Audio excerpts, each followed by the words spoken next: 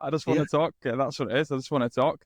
It's more natural, though, and it's more organic if you're just riffing. Yeah, I think so. And I really have been enjoying the last few. I think I've been doing what for 2 months now, and I really have been enjoying. I've been getting quite a lot out of it too. Speak to FA Mogul and Shahil really, and I've got a few lined up. And I'm just excited to see what other people are doing too. Yeah. Because obviously with yourself, every time you put an Instagram story or every time you're doing something, I find myself clicking on it because I am interested in regards to what you're doing. And for me was the big thing because you were doing eBay for a long, long time. And when did you start doing Amazon? Was it 7, 8 months ago, something like that? I mean, I know you've done it before because I messaged you. So you've done Amazon before, but you left it, hadn't you? And then you jump back on it. Yeah. So I joined Amazon in 2018, about August time, I think it was, and I was absolutely smashing it right up until Brexit. And because I was doing a lot of trade in the rest of Europe, not necessarily, I wasn't really that competitive in the UK. So Brexit just kind of put a stop to that, and I fell out of love with it and just didn't really get the ball rolling again.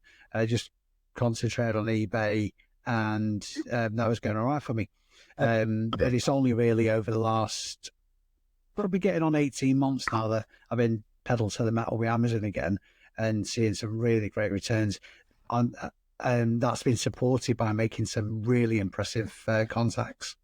Yeah, I mean, I guess is it come through the car boot? Is it come through speaking to people consistently? Because obviously, I see your finds on Instagram. I was like, bloody, how's he got this again? Kind of thing. Just how's he Yeah, got these lot? It's just yeah, obviously sometimes you must be speaking to someone to be getting 100 DVDs. I know sometimes you do get DVDs, and you're thinking anybody need these DVDs kind of thing, but yeah. you get some proper gems also.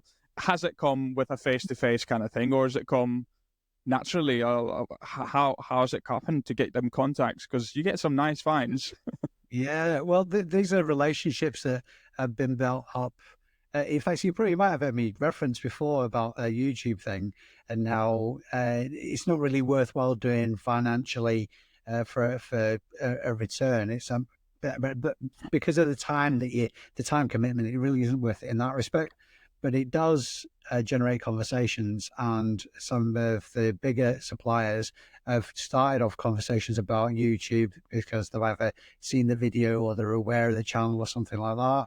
And and I'm a pretty personable person anyway, really. So it's just developing those relationships. It's brilliant because I even see you first thing in the morning. You've got a little light, a flashlight, and you're going out in the boot sales, and you're still making conversations with people. Yeah. People basically not even walking up, and you're still you're at it. Another thing, obviously, you mentioned with the YouTube channel.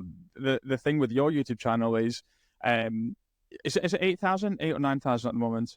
Yeah, we're about 8-8, something like that. Yeah. But you get consistently over half the subscribers to be watching your videos. Like the views that you get for the videos you put in, and I think that's amazing. I'll get every now and then I'll get a video that does really well because it just catches fire or something. And most of the times I'll get 200-300 views, but your videos consistently have that great retention rate and great viewership. And I think it's people know what they're getting when it comes with yours. You know what I mean? There's no BS kind of thing mentality, really with it. And I guess my thing is you have ever thought of doing RA videos with it or no with that? Like, because I know you do the boot sale ones. Have you ever thought, obviously, I think you've moved from a GoPro, haven't you? You've moved to is it Osmo? No, no, no. It's the 360 Ace Pro. Oh, Uh, nice. yeah, it's amazing big. Yeah, How's the battery life on it? it's brilliant. I bought 3 batteries. I've never used more than two, even on a really long shoot kind of thing. Really like do it over a couple of boot cells. So I would have killed a GoPro long since. I've Yeah. pitched it against the latest GoPro as well. So and just no comparison.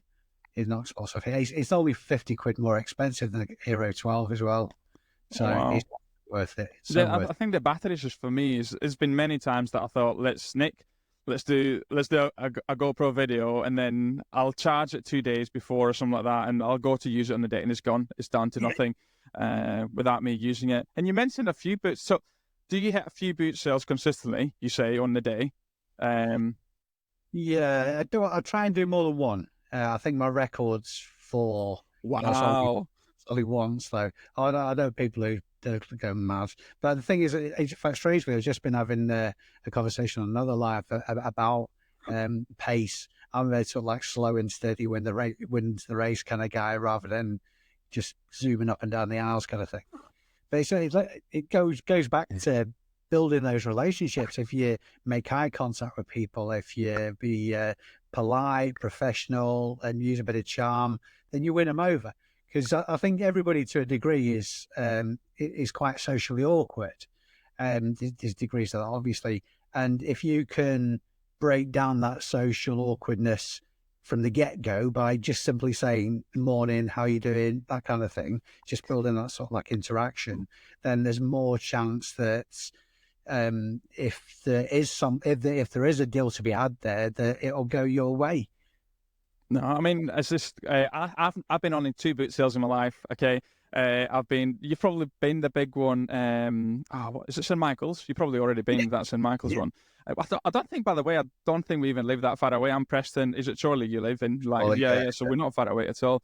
And I was like a deer in a headlight. I just didn't know what to do. It's just, if I had all my attributes, I would say it was below zero. All the attributes I had for the boots. I just didn't know what to do. Almost like froze. It was just, do I go to speak? Oh, and I'd seen videos. I constantly see YouTube videos with it. I constantly see people in America. I love watching Commonwealth pick XYZ to they go and find and speak to people and do that. But it got to the day, and I was just like, all right, I came out with nothing. Imagine going to I mean, I know you probably have gone to a car boot and you're thinking it's not worth my time, but I came out with nothing. I found myself thinking, right, let's see something. I'm going to walk away. I'm going to comp it and then cut back again. And it's just the fact that I don't know. How do you do it now, like with yourself? How do you? Obviously, do you tend to go to certain categories? Do you comp it quite fast? Do you just take the leap? How do you decide to make that purchase? I'm very, very quick at research. So, and I'm not ashamed of what I do either. In fact, it can work to your advantage. So I have no problems with checking comps in front of people. Most of the time, they don't know what you're doing anyway. And if somebody asks if I'm a reseller, then I'll be honest with them, because you never know where that conversation would lead. No. There's never, in fact, I'll tell a lie, maybe 2 or 3 times in the last 7 years, somebody has said something, I don't know, offhand, so like, well, if you're going to resell it for more money than I'm selling it for, then I'm putting the price up, which doesn't make any logical sense whatsoever. But that's an extreme rarity, a really extreme rarity. Most of the time, people are interested. But if you just use a bit of personality and just be yourself, and just interact with people. I think it goes back to what I said about the social awkwardness. Everybody has a degree of social awkwardness. So once you have an appreciation for that, you kind of give people grace, and then you sort of like feel the grace in yourself to have just a calm conversation like that. So, but I love learning new stuff. So I've never niche down, even if I have 20 successful private label items on Amazon, and the entirety of my business is run from a laptop anywhere with an internet connection. Even if that's the case, I would never give up car boot sales, because I get a rush out of, 2 things really. Most importantly, finding out stuff I didn't already know, which is a massive buzz, and just finding those gems that people are just pissing away because they don't appreciate the value of. And just finding those gems kind of thing. It's treasure hunting in its purest form. I mean, I saw, I think you're probably still selling. You got loads of vinyls, didn't you? Some amazing vinyls you got, really. I've been listening a lot today, actually. I just keep just looking at the sales. I'm thinking, wow, is this? I guess that's the thing, is just you're not niching down. And for me, I've had to niche down the categories because due to time constraints, it has been, any sourcing that I've done has been either the PL or the OA, and I just thought, well, I know this sells, and I'm going to go for that. As the little one is going to nursery more, I'm getting more free time to do a bit of RA. In fact, I was out today finding a few things, but it's only going to get worse again in September because we've got another one. So, back again to minimum time for the business. I mean, I can see the difference in the business for me doing a lot more since April when the little one started nursery. It's like night and day for it. How many hours do you reckon you put into it? And I mean, obviously, I think you're probably like me. It doesn't even feel like work when you're doing it. But do you time it? Have you got a schedule throughout the week or anything? Do you know what? I get asked this question a lot, and I genuinely don't know the answer because, as you just said, I mean, because I love it, I genuinely love what I do. It doesn't feel like a job at all. And the amount of times I've said to people, it feels like I've retired. That really is the case. I mean, you may know a bit about my history. Ex-soldier, I've done middle management jobs, kind of thing. Always worked for the man. Always worked silly hours a week and all that kind of stuff. So moving into a position where I'm my own boss, it really is gloves off kind of thing. So if I get, I hate to use the expression if I get bored, but if I find myself not doing anything productive or not doing anything that's entertaining me, then I'll utilize that time, whether it be editing a video, whether it be online sourcing, or just phoning suppliers, see if they've got anything else in stock that I might be interested in, that kind of thing. So I always like to fill dead time.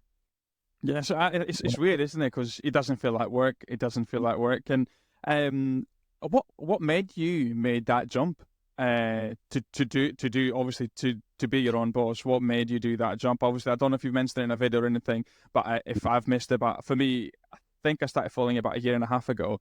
Really with, but what made you do that big jump?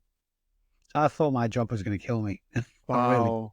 I was my last full-time job. I worked for a motorcycle wholesaler. I joined as an administrator, took over the IT, and then it kind of the scale of the IT for the group outgrew my expertise. So my role changed again, and I was just happy delivering bikes, kind of thing. So I was working 50, 60 hours a week, long distance driving, delivering bikes, and that was great for me because for me it was like spreading the gospel of biking. It's just absolutely, and I get cheap bikes as well off the back of it. But the only thing that made it a decent wage was the amount of hours that I was putting in.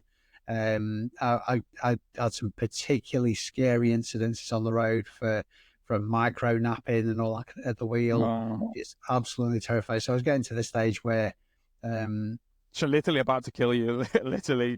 yeah, quite literally. But it was almost by accident that it was reselling that got me out of that. I'm sure she won't mind me saying, but in like early 2017, my daughter and son-in-law were struggling for money, and they were on the car boot sales, picking up stuff, flipping it, just hobbyist kind of thing. And I went out a couple of times with them, and I thought, you know, and that a little alarm bell on the back of your mind thinks there's a seed of something here, and it was timing, lucky timing as well. So I started, say, mid-November or something like that, sourcing to sell on eBay, and in between then and Christmas, I did something like $6,000, just only having half a clue what I was doing. So that was thinking, and then obviously that seed of an idea blew up in my head, saying, "This is my road out of working my ass off." So To work it even more, to work it even more, but it doesn't feel like it. That's the thing. It yeah. doesn't feel like it. So the question is, do you remember your first item you sold on eBay? Yes, I do, and I lost money. What what did you do? Shipping? Was it shipping or like didn't Yeah, factory? yeah, it was like it was one of these all-in-one DJ thing that had the speakers built into the lid, and it weighed about, I don't know, it weighed like a chest. It weighed as much as a Chesterfield chair kind of thing, and I think I charged something like a $5 postage on it or something like that. So, and like an idiot, instead of sort of like explaining the cock up to the buyer and all that, and sort of like tactically withdrawing from the sale, I just sent it, and I think I was out of pocket to the tune of about 60 quid. Wow! Wow! So not like a tenner or anything like that. You just think, No, about 60 quid, yeah. Because obviously I didn't know. I mean, this was going back a few years now. There wasn't as much competition for couriers and stuff like that. So if you wanted to send anything big and heavy, you're going to have to pay. yeah. That's interesting. It's just because I mean, for me, it was the same situation. What I started reselling, I mean, my first item was on eBay casually, was some Vans that I'd bought for a fiver in Greece when I still lived in Greece. I had them over here, and after 10 years, I thought, well, I still got 15 quid for him. But for me, what got me again, it was, I wouldn't say money troubles, but it was the point to where the money that I was getting from my job wasn't enough for the lifestyle that I wanted. And I'm not one to be going out drinking or anything like that, but I was getting married. I bought a house, you know what I mean? It's just planning to start a family, car breaking down. There wasn't enough disposable income. Mm. And the thing is with teaching, that it was 10 years of it. If I wanted to do anything else, it would have been bye-bye weekends. And with this, is literally no ceiling. And it got to 3 years of putting it part-time, and I thought, Nick, come on, it's time to do it. And I am never looking back. When I'm having conversations with my wife about different scenarios at work, I'm thinking, oh my God, I've not got to deal with that. It's just when they're talking about annual leave days, you know what I mean? It's just, Yeah. you don't think of anything like that, do you, about annual leaves? It's just, if you got a day off, it's like, I mean, for my birthday, I wouldn't mind spending a day just working on Amazon. It doesn't feel any different whatsoever. And especially since adding YouTube side of it and seeing other people and speaking to other people has been absolutely amazing, and seeing what people do. And especially if you curate your social media feed with Instagram, let's say, for example, and you're seeing people that are just out there smashing it. No, people are just boasting for the sake of actually boasting, putting fake numbers. I think it's absolutely brilliant.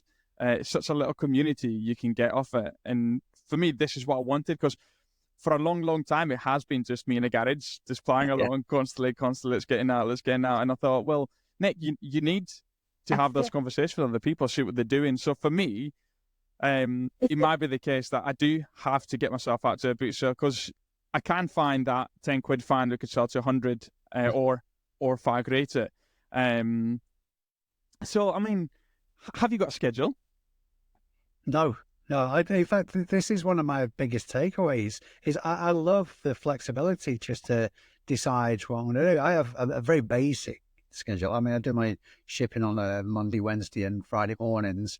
The difficulty is prepping shipments for Amazon. So I spent most of this weekend prepping the 650 odd units I just sent off this morning, because if I was to do that during the week, it would take time away from other aspects of the business kind of thing. It's quite a bit of a time investment, because I'm still, I know, too much of a control freak with my shipments.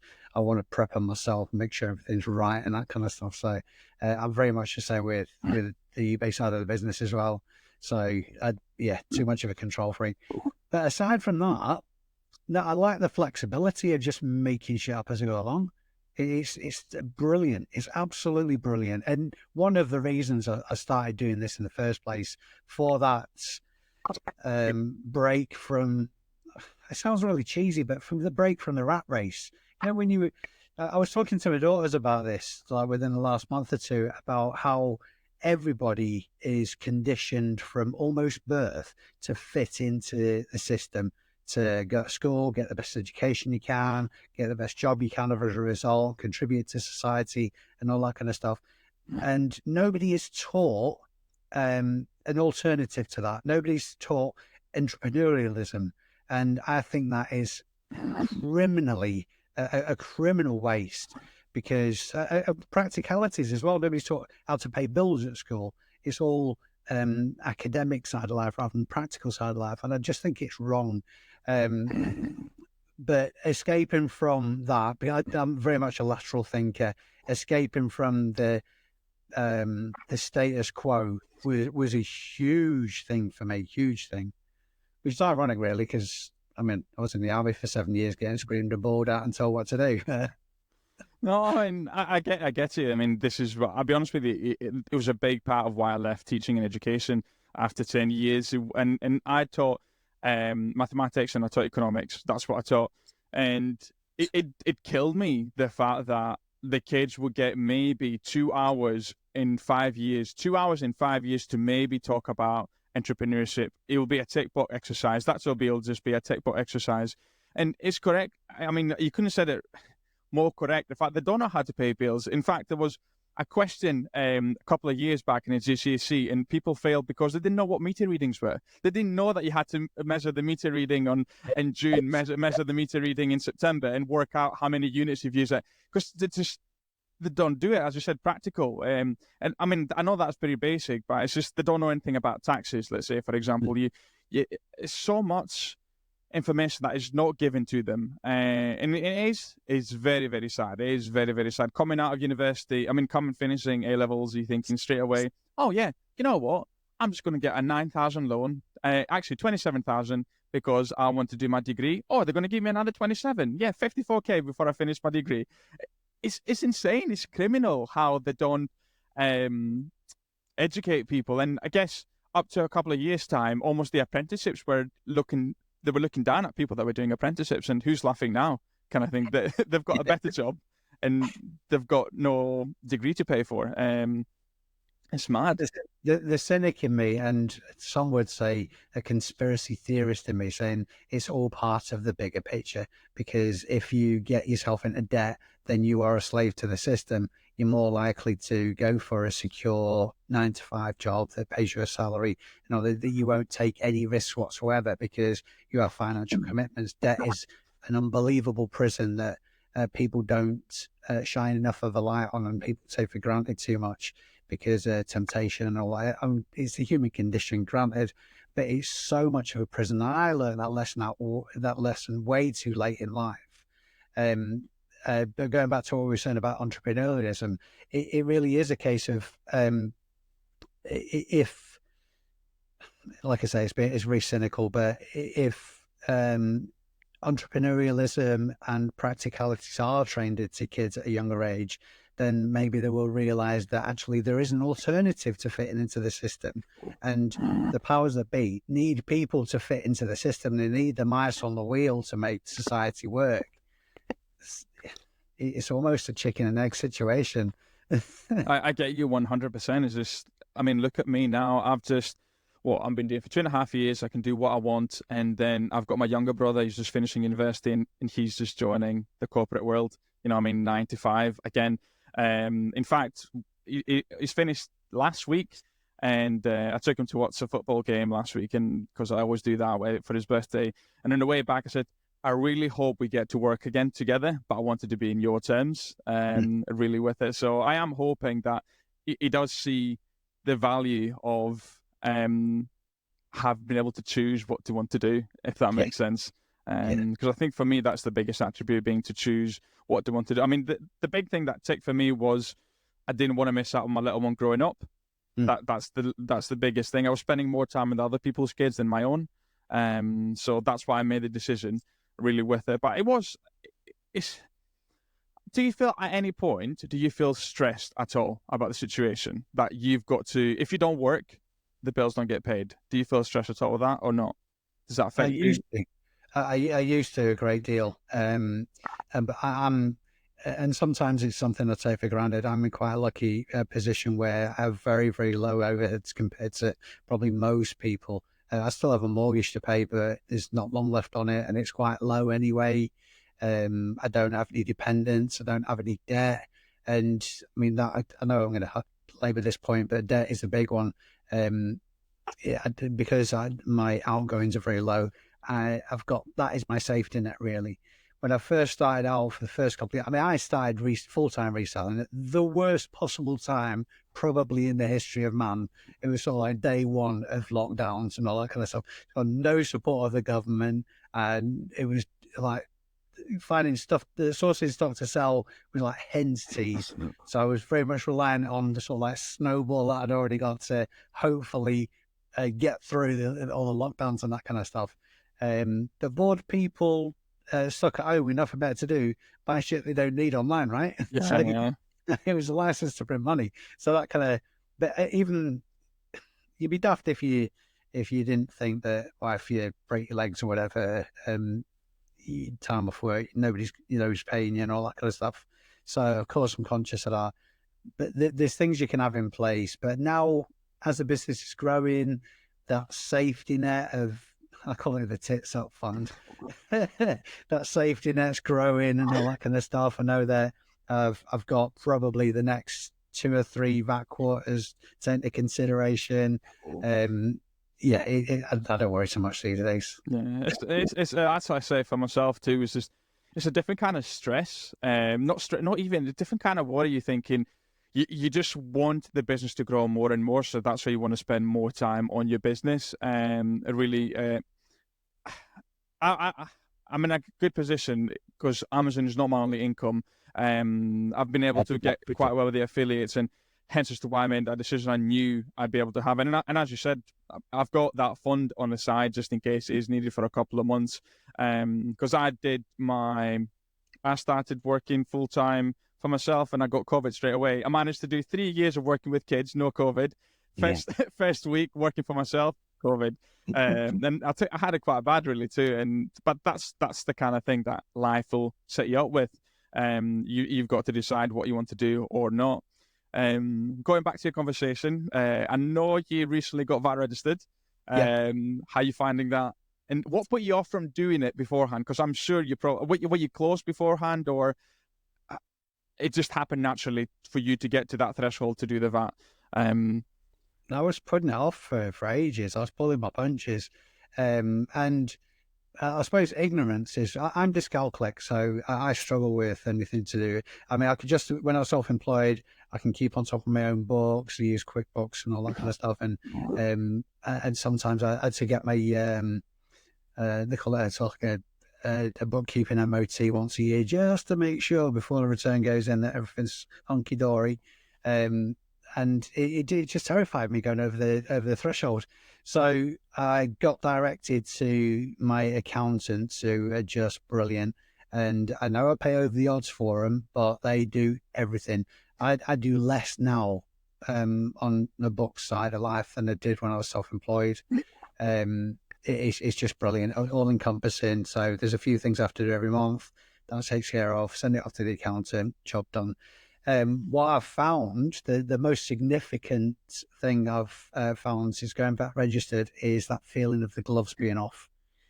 So beforehand, I was dancing around the sort of like mid to late 70s for a couple of years, mid to late 70K.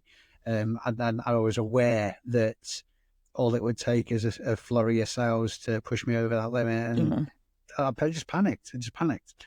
So anyway, it gets to the stage where it was like inevitable, absolutely inevitable. So I got the ball rolling. This was probably about, say, 7 months after going limited. So I got everything in place, and ever since, I was amazed how. I mean, I say amazed how simple it is. My accountant knows all the bloody words. So of course, it's going to be simple, but how not terrifying it is. I was just amazed, and that sense of, there is absolutely nothing holding me back now from smashing it.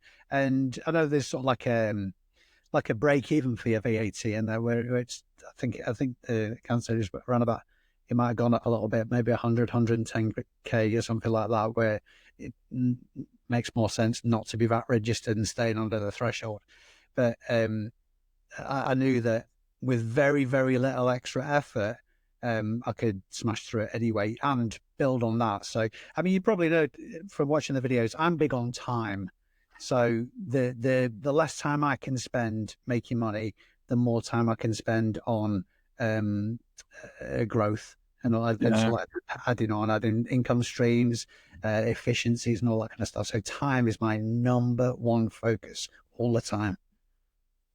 It's just, I mean, I'll be honest with you, I was in the same situation with that, thinking, because so much misinformation out there. You go in VAT, your profits are going to be down, X, Y, Z. It is, as you said, there's literally no ceiling now at the moment in time. And then just a question too, when you were sourcing before you were VAT registered, did you source with specific margin in mind, kind of thing? Because you wanted to maximize that 85K that you had. So were you trying to get, what, 40% margin maybe, what you wanted to do? Did that play into effect at all whatsoever? Or Yeah, it did, but perhaps more simplistically. And again, it comes back to time. So it was at the beginning of 2022, I just made a decision that I wasn't going to sell anything under a certain value, and I was going to drop a lot of items that were taking too much of my time. So the whole ethos behind that was the less time I'm spending generating the same amount of revenue, the more time that frees up to concentrate on, like I say, the business growth. So that was the most significant thing, because before that, when I started off, like a lot of people who get into reselling, I was flipping board games, and it's 8, 10, 15 quid, stuff like that, and a lot of it. Yeah. So moving from that to, I mean, I still pick up low value items ish, but nowhere near as, there wasn't the main, it's not the mainstay of the business. Trying to concentrate on higher ticket items. The margin was obviously very, very important pre VAT registration, and you're just building on that foundation. So adding to all the time, and trying to find more bulk purchase opportunities as well, rather than just pissing about a lot of things. No, it's. I mean, I couldn't have said it better myself. Than with it, and I saw recently you got your 100K badge on eBay. Now, I have got a lot of respect for eBay sellers because I know how much work goes in it. Like, you must be on. How many listings do you do per day, would you say, for eBay? Oh, I think I've done a decent amount, about 25 today. But see, this is the thing: there's misconceptions with eBay. I know one of the guys I buy off regularly, he's got something like 28,000 listings, and he's just a one-man band as well. There's predominantly clothing, and his turnover is probably not that much different to mine, and I have 600 listings and hovering around that. Wow. So it's like the old adage, turnovers, vanity, profit, sanity kind of thing. Is 20,000 listings is vanity if none of those listings are selling. So I'd rather be ticking over at around about the 600 listings mark and selling stuff all the time than have loads of listings that are just dormant. Wow. I mean, 100. How many items would that be? How do you mean? Sorry. I mean, so 100K revenue on eBay. How many items do you reckon you've sold to get the 100K? I could probably tell you. I should have been more prepared for this. No, I just for me, it's just not interesting because you've gone out, you've sourced it, you've packed it, kind of thing. Yeah. Hang on. In fact, I could do a bit of a bag packet. This might be quite interesting. This.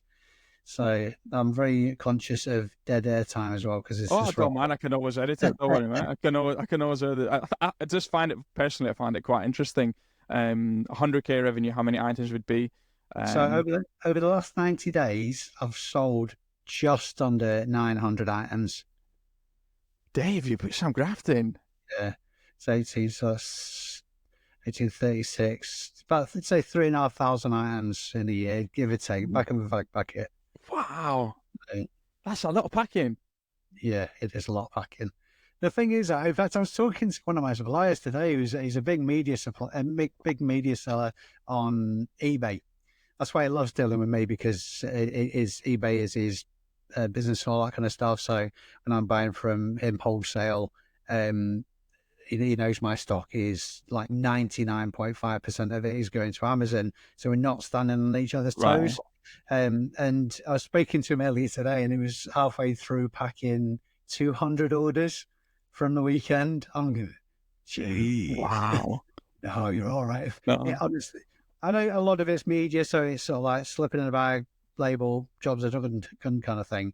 I've only listed the most I've ever picked and packed was when I stupidly did a clearance auction. I was something like 170 items. It took me nearly 2.5 days to pack them. I can't imagine. I mean, finding him.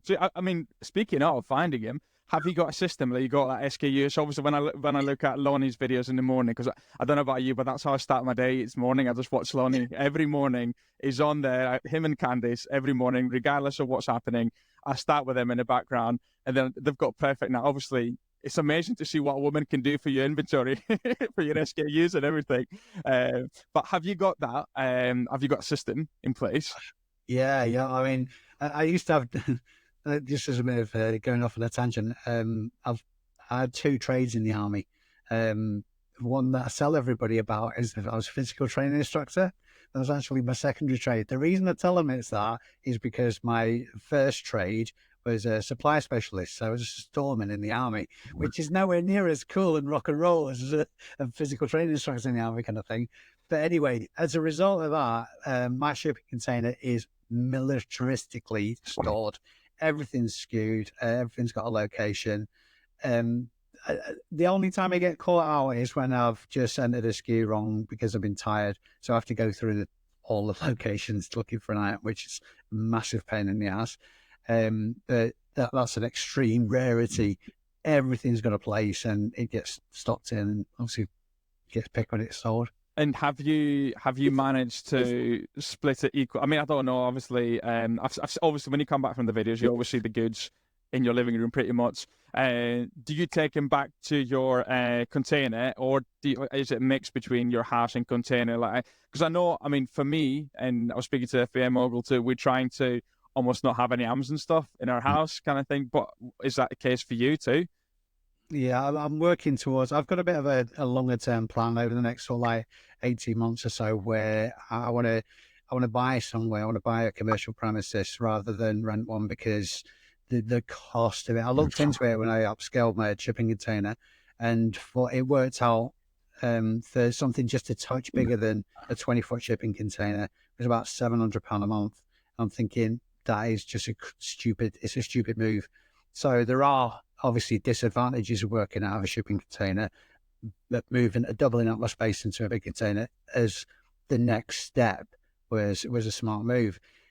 The impracticalities of it are how I operate. It's not very efficient really because when I buy everything, it comes home and it stays here until it's listed, and then I'll take it up and store it. So there's still, I'm looking around now to just bits and pieces. I have rooms in the house where an absolute no-goes for business stuff.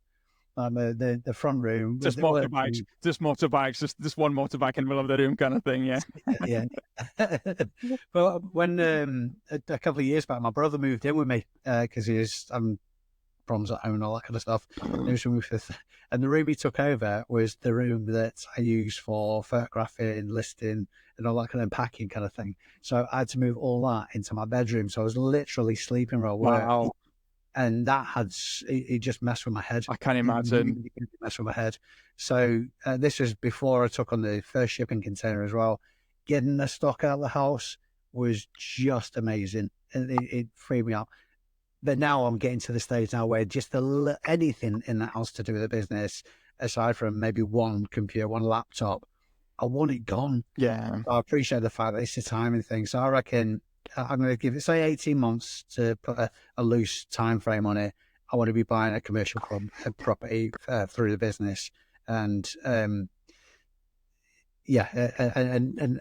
hopefully I'll be able to engineer that so that actually generates income as well as being a practical solution for me. Yeah, I mean, I'm with you 100% with it. I had the same situation maybe 8 months ago. I was thinking the business needs to grow kind of thing. And obviously with Amazon or with e-commerce, I would say you probably need space to store equipment, have everything, X, Y, Z. And I'm with you. I mean, my mortgage is $720 a month. And they were asking me to pay for the size of my garage, $800. That for me just didn't make, plus all the bills. So it just didn't make sense. And you are right. I think for me, that's the thing, is 18 months down the line, potentially thinking of buying something. I would hate to rent. I've never rented in my life. I mean, I've been very, very lucky that I lived all-inclusive on Mum's house till I was 27. Then I got married, so I got another all-inclusive wristband on my hand. So yeah, for me to be renting a unit out, it just, I don't think it made sense for the business, especially when realistically I would only be going twice a week to that place, really for us. But I just find it interesting how, and I guess for yourself, the struggle of having everything in your room, it must have been every day thinking, all right, this is how, the last thing I see is my work, and I wake up and I see my work.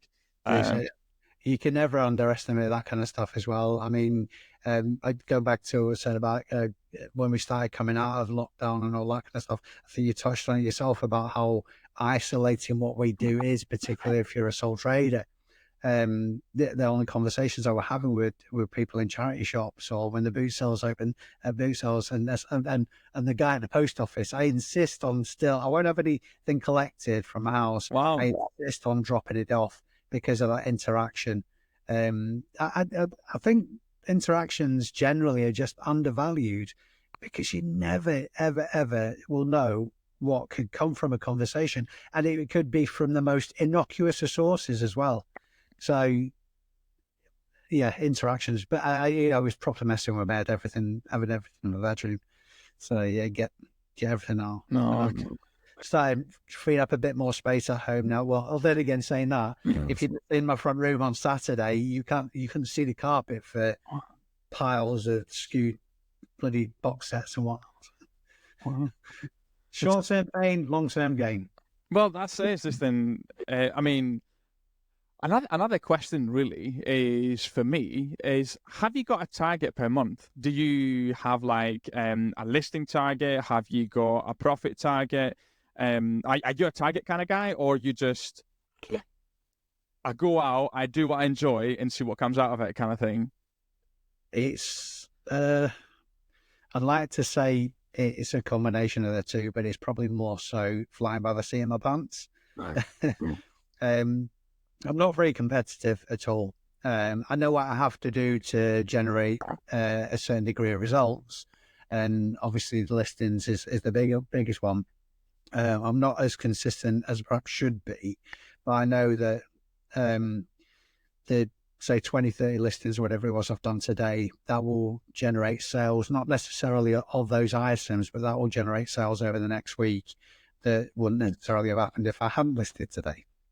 So yeah, if anybody can explain the eBay algorithm to me, if I don't even think eBay know themselves, it's just an AI beast that's elements into this thing. But through personal experience, this is the case. If you're listing, whether it be consistently every day, or whether it's you do a binge list like once or twice a week, then the results are pretty much the same. Oh wow, wow. So, for me, sorry, dude.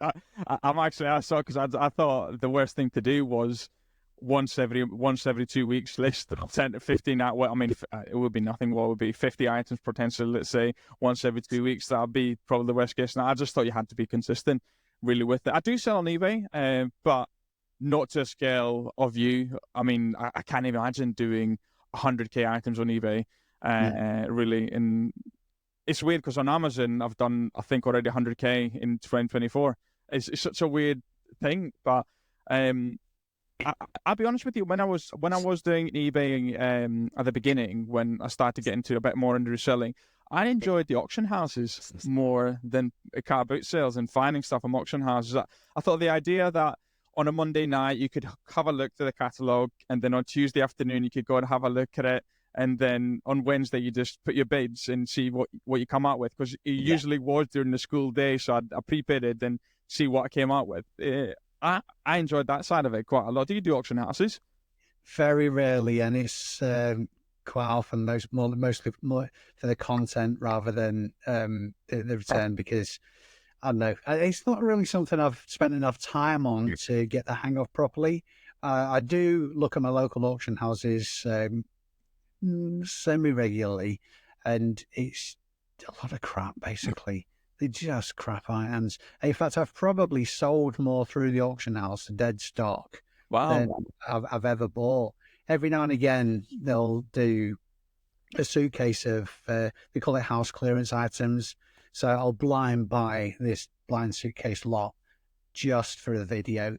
And I think of the 3 or 4 times I've done that, I've actually made a little bit of money off it as well. It's not been worth the time and effort, but it's been great for content.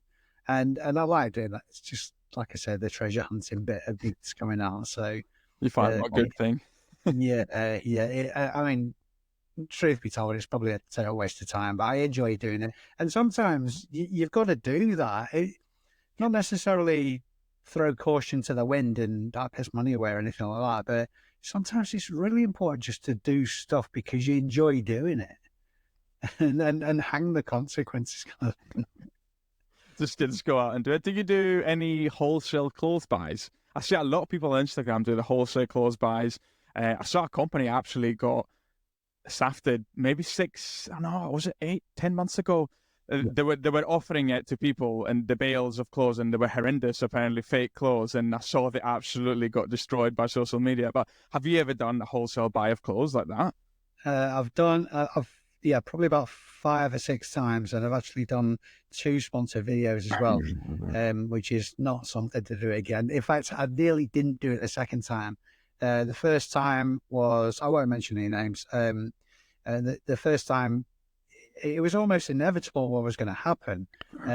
They approached me, and the whole thing that came out of it was there's no way on God's green earth that it would have been an impartial poll. Even if it was, nobody would have believed that it was an impartial bundle that Joe Public would have got because of the arrangement, and it was a sponsored video and all that kind of stuff. So it was almost a waste of time. The second time I did it, I went into it with that in mind. I was speaking to the owner of the particular wholesale company, and I said, listen, nobody's going to believe that this is indicative of a bail that everybody else would get. Nobody's going to believe it. So I had a list of about a dozen questions of saying, well, it was like, sell me this pen kind of thing. Why would anybody believe me when I'm talking it? Because it's important. And I said, listen, if it's shy, that's exactly what I'm going to tell people. It's great. If I've had a crap experience, that's exactly what I'm going to tell people. And I'm going to lead the video with the fact that I appreciate the fact that there's no way of proving that this is the way it's going to be. And we went for it anyway. So it was I won't say it was an entertaining video, because obviously that's subjective. I don't think it's something I'd ever do again. But you're absolutely right. There's some proper horror stories with bulk wholesale. And I don't know if you're familiar with Chaddy Pete and Lola. Yeah, I've seen. Yeah. Well, they've got it down where they just go in and do the pics themselves. I think that's the only way to do it. Yeah. The only way to do it, because otherwise you just end up with, you might make a bit of money on the bales, but it won't be worth the time that you've had to put into it. No way on God's green earth. Then, speaking again for another section, I know because we've had this similar minds. What do you think about Whatnot? Because I did it. Okay, I did it. I'll be honest with you. I thought, well, Whatnot pointed out everybody everybody in the God's green earth were talking about Whatnot. Yeah. Some people, to be fair, some people are still doing it. Some people are still sticking with it. But I wanted to see what the heck are they offering. What are they offering Whatnot, and they're getting everyone to jump on it. And all it was instead of 10 quid, you get 30 quid referral plus somebody signing up. And then plus, if you sold up to 150 quid worth of stuff, they gave you back 150 quid worth of stuff for the first 10 days. So I did it. I did it because I thought 150 quid to sell a few things. Why not just do it? But I felt bad because I would have to advertise on my Instagram, by the way, I'm doing this. Come see me. And then I wanted to do it organically, how, in case somebody didn't know who I was, like on eBay, nobody knows it's you selling. Okay, now you've got a YouTube channel. Yes, some people, and I believe you put your eBay store there too, so people know what it is. But say me didn't have a clue on Whatnot, I had 2 viewers. It was very hard to get people on it. So how come I'm going to say, well, this is the best platform in the world. This is the best platform in the world, when I got 2 viewers naturally, organically. And I was selling Marvel figures, I mean, you see the background, I've got Lego and Marvel kind of thing, and I wasn't getting people on it. I know I've asked you, what do you think about Whatnot? Then I went on a massive tangent, but what do you think about Whatnot?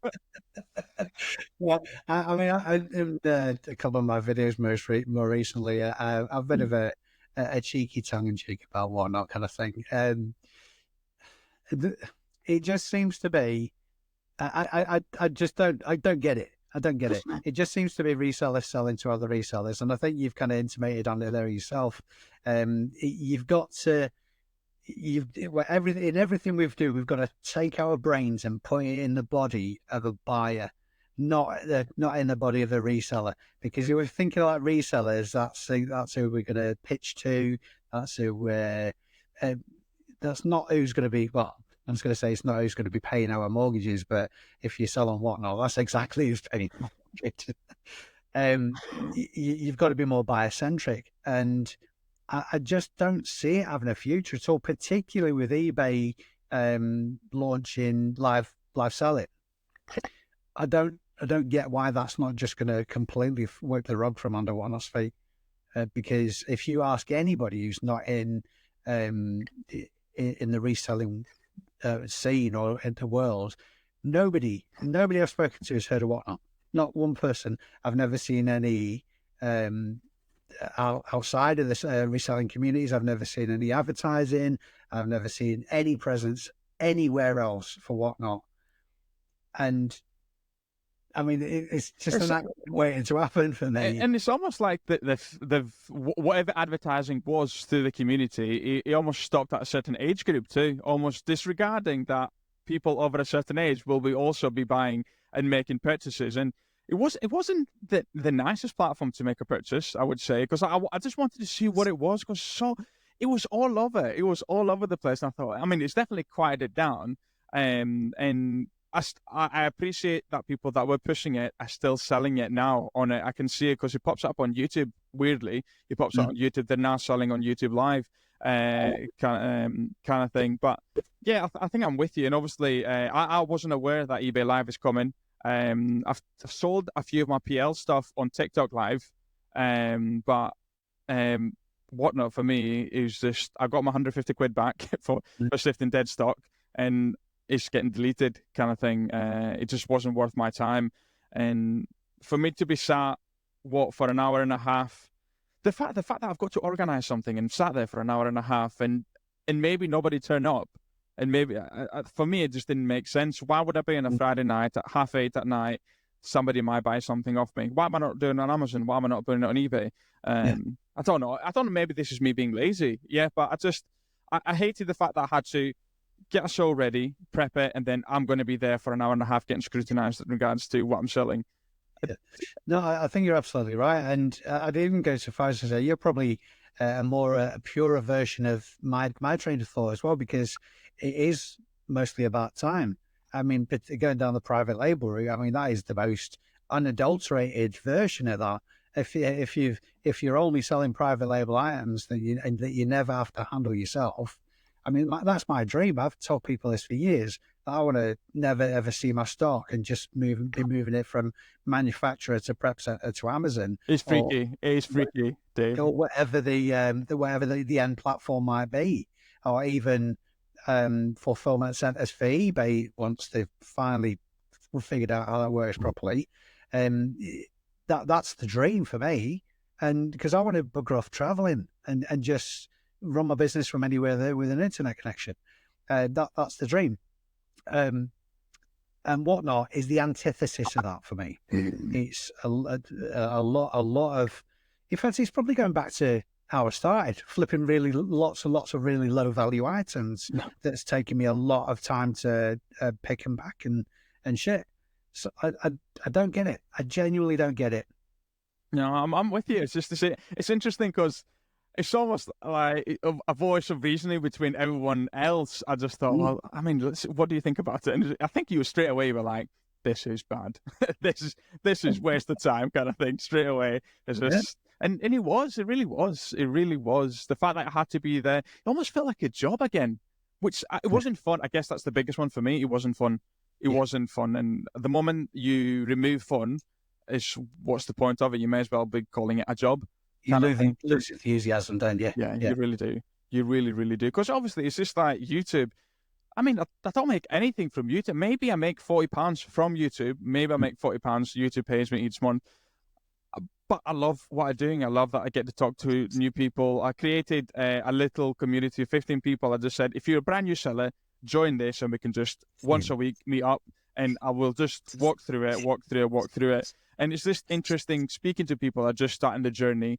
I mean, as you said, okay, you were terrified about the VAT thing, jumping on that VAT. I mean, they're terrified even having self-assessment with self-employed or a limited company. It's such a big jump for a lot of people. And it's nice speaking to them and saying, you're at the beginning, you might create a massive freedom for yourself. And worst case scenario, you do a side gig that pays your mortgage.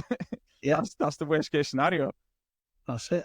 In fact, YouTube's probably exactly the reason that you should do more boot sales, because it happens, and it's never not awkward. It's never ever not awkward where somebody says, "I've seen you on the telly," all that kind of stuff. It's weird, mate. It's proper weird. But for every 100 times that happens, you'll learn something that you didn't already know from people, because they've just come up and said, "Oh, I've seen you on YouTube," blah blah blah, or you might start talking to somebody who a relationship that develops into being a regular supplier, or somebody will pick up the phone to you if they've found something. So it's in that respect, it's YouTube's gold. I mean, my even though my watch time's quite high at the minute, for some inexplicable reason though, May always seems to be like golden, like really, really golden. My best ever months on YouTube historically have been May every year for the last 3 or 4 years. It's just weird. I don't know why. Did boot sales start in May? Where did boot sales start again properly? I was thinking that because for me, boot sales. I know you love Bolton. Believe it or not, I've never been to the Bolton one. I was born in Bolton, and I've never been to the Bolton car boot sale. The way you talk about Bolton car boot sale, it's like it's your kid. This is the It's best. Mecca. It's Mecca, mate. No, but I think getting into that mindset, what I was saying before about mindset of like normal people, let's call them. So if I'm just having a clear out of the garage kind of thing once a year or whatever it might be, in my mind, when the weather starts warming up about May time is when I start interested in doing stuff like that. So maybe that's it. And people who are thinking about doing it a little bit later in the year, they're doing the research now kind of thing, and going on YouTube and searching in, how do I sell at a car boot sale and all that kind of stuff. So that's the only thing I've come up with, really. What have you found? Have you found, obviously, what does better? You buying on YouTube or you selling on YouTube? What does better? Have you often done selling videos or like a car boot? No, I've never. I don't think I've sold anything on YouTube ever. Yeah, ever. Because I'm big on giving my content away for free, because I really get a kick out of the philanthropic kind of feeling I get from that kind of stuff. In fact, it was. I know they won't mind me mentioning this. It's the reason that I declined speaking at the first resale summit, because in my mind, people were paying to come and see me, even though they were paying to come and see an event. They were paying to hear the stuff that I would say for free online kind of thing, and it didn't really sit right with me. I did at the second one because I found the first resale summit so valuable from an attendee person, for somebody attending. Yeah, it was so affirming from a reseller point of view, regardless of your niche or lack thereof. It was so reaffirmed just to spend time with like-minded people. I know you could get the same thing from like a reseller meetup and stuff like that, but because it was a more formal environment, it was more structured. I just thought it was really, really valuable. So that's why I decided to go back again. Because, like we said earlier, it's an isolating job. It really is. And I guess, I mean, for me, it's probably even more isolated, because I would say 90% of my stuff is Amazon. So therefore, you just got that secrecy, haven't you? This secrecy is like, oh no, I do not want to send my leads. Oh, I've just found something today at Tesco. I'm not going to tell anyone. I'm going to be the only person. And next thing you know, is just everyone else has found the same thing, really with it. But even your closest friends, or when you're talking about this stuff, you can just see when their eyes glaze over and they're trying to be enthusiastic for you because you're a mate. There's nothing's going in. Nothing's going in. And you're like, yeah, it was amazing. It's the best thing ever. I just went in Tesco and made money. It's weird. It's only, we're speaking about, is anyone recognized? It's only one person's ever recognizing us. And in fact, I felt awful because they were scanning stuff for Amazon. There were a young couple scanning stuff for Amazon. I says, "Oh, you guys doing Amazon?" And it's like, no. By the way, they had about multiple quantities of the same item in the bag. And then next thing after is like, he came and found us like, "Oh, your video about switching to a limited company helped us out." I was like, "Oh, that's okay." It's like, I felt horrendous. I was like, "Oh, what have I done?" What was like that? Yeah. almost maybe they were just buying multiple quantities of stuff, but no. Yeah. Yeah, it's great when there's stuff that happens. I got a couple of direct messages through lockdown because of people watching the channel, and it specifically said, "Listen, I've been picking up a few tips and that, and I'm on furlough at the minute, really struggling for money, and it's helping me pay my bills, it's helping me feed the kids and all that kind of stuff." That shit blew my mind, honestly. If I've never received a single penny off YouTube, it would have been worth it for that. It was just brilliant. Just brilliant. Just that sense that you kind of empowering or enriching somebody else's life. I just get off on that, man. You know? I love it. This is why I did the free group of people. It's just, I think that is the best aspect of it, of YouTube, I would say, how you can see people changing. And I see people that are doing bigger numbers than me, and they just started because I did an array video 2-3 years ago, and they're smashing what I'm doing. And it's just amazing to see. And if you're in this space and you're not someone who's jealous, because there's no place for jealousy, I think, in this situation, you've got to understand jealousy and toxicity for me is the two worst aspects. How really with it, you just feel, as you said, you just get such a buzz for people doing and bettering themselves consistently. It's absolutely amazing. And that's why I'm still doing it, because I'm not earning anything from YouTube. But I love educating videos. I'm not going to get anything back from teaching people how to bring stuff on private label. You know what I mean? Teaching them what the difference in quantities, sat there on my whiteboards, writing left, right, and center. But I love doing it. And I guess that's the biggest thing. I enjoy doing it. I'll do my last question for you today is going to be, have you got a guy? Have you got multiple guys, or have you got a guy? For A guy? What's a guy? Lonnie, he's got a guy that rings him. a guy. A guy. So he rings him once a week, and he says, "By the way, I've got 3K worth of stuff. Have you got a personal guy in your life?" I've got more than one. Oh, I've not got a guy. I need to get that contact. We'll start from carbon cells are the cornerstone of civilization. Wow. I mean, it's true. Conversations will start if you're you're clearly an approachable guy anyway. You just talk to anybody, kind of thing. If you just adapt, if you just sort of like use that party personality to interact with people in person, the Carbon Cells is just a perfect platform for that, and for those interactions. Then you just never know where it's going to go. And because I'm nothing special. It wasn't particularly lucky, because I think these conversations would have started at some point anyway, just law of averages kind of thing. So if you get under enough noses, then one of them's going to itch. Do you know what I mean? It's just honestly, I mean, it's something that's missing. It's something missing from my portfolio, and I probably should actually start doing it a lot more, really with it. Because as you said, I mean, the context is so important in this game, and having people you can speak to, and I guess it'd be nice if somebody ring you. By the way, I've got 3K worth of stock. You want to shift it? That'd be quite nice. That'd be quite nice. No, so I mean, I've enjoyed this hour, Dave. I've very much enjoyed this. Thank you again so much for joining, being on board with this. I'm going to put all the socials down. Is there anything else you want me to put? Any links or anything for yourself?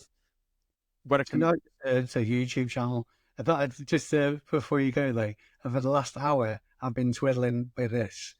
It's a whatnot pen. You're fake. What fake guy? I know.